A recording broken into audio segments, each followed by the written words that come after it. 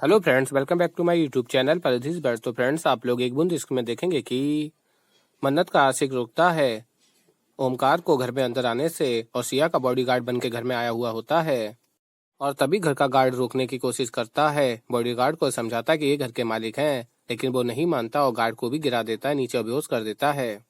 और ओमकार से कहता है, घर के मालिक हो तो सबूत दो। और फिर आगे आप लोग देखेंगे कि बल्ली बहुत परेशान होता है और अपने दिल से बात कर रहा होता है। दिल उसका ही रूप लेकर बाहर आ गया होता है और फिर कहता है, अब ये मत पूछना कि मैं कौन हूँ, मैं तुम्हारा दिल हूँ। और तभी बल्ली कहता है, ये क्या मजाक है। और फिर दिल कहता है, मजाक मजाक तो भाई तुम कर रहे हो। और समझाता है सारी बातें कि कैसे तुम अपने दिल की सुन ही नहीं रहे हो, इसीलिए मुझे तुम्हारे सामने आना पड़ा। और फिर आगे आप लोग देखेंगे कि मन्नत बताती है बॉडीगार्ड को, ये इस घर के मालिक हैं, मेरे भाई। और फिर ओमकार कहता है, मेरे साथ कभी कोई इतनी बदतमीजी से पेश नहीं आया, लेकिन मैं खुश हुआ।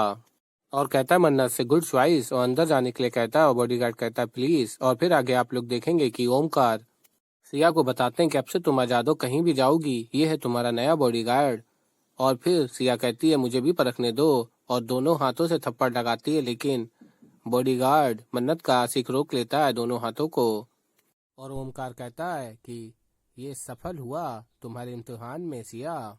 और फिर फ्रेंड्स, आप लोग आगे देखेंगे कि नंदू की जॉब के लिए पुलिस इंस्पेक्टर बात करता है और जॉब पक्की भी हो जाती है। तभी नंदू कहती है, लेकिन मैं चाहती कि मैं इंटरव्यू दूं। और फिर कहता है पुलिस इंस्पेक्टर, तो अच्छी बात है।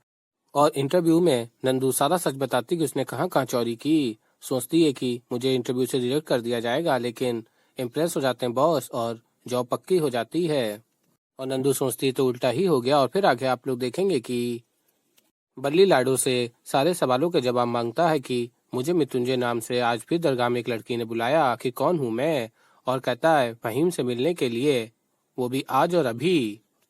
और पहले लाडो बहाने कर रही होती है और फिर लाडो कहती है, ठीक है। और फिर आगे आप लोग देखेंगे कि तारा सोच रही होती है कि उसकी चाल ढाल, उसका पहनावा, यहाँ तक कि उसके बात करने के तरीके से भी नहीं लग रहा था कि वो मृत्युंजय है। और फिर सोचती है और कहती है, 5 साल पहले हमारा एक्सीडेंट हुआ था, मैं कोमा में चली गई थी और मृत्युंजय अपनी याददाश्त। और कहती है, ऐसा ही हुआ है क्योंकि मृत्युंजय कभी मेरे साथ ऐसा व्यवहार नहीं करता, किसी के दबाव में भी आकर नहीं। और फिर आगे सोच रही होती है कि मैं अगर उसे बॉडीगार्ड अपना बना लूं तो मैं उसे उसकी याददाश्त याद दिलाने में मदद कर सकती हूँ।